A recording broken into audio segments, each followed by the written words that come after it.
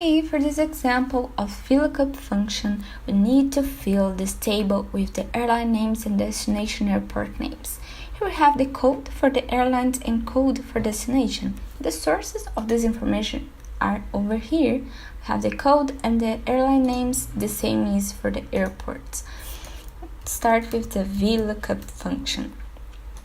We are searching for the code of the airlines on the column range over here. We need to select both of them because we are doing a match between the code and the names. The return of this Vlookup is gonna be the second column where we have the names. We are looking for the exact match. That's it.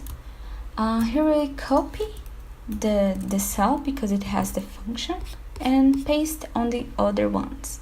The same we're gonna do for the destination. So again, Vlookup, we're searching now for the destination where the column range is on this table.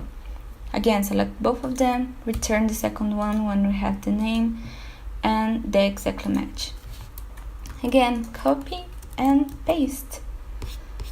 Okay, the table is fulfilled with the correct information. That's it. That's Vlookup. If you want to try this example, the file is available on this video description. Thank you for watching.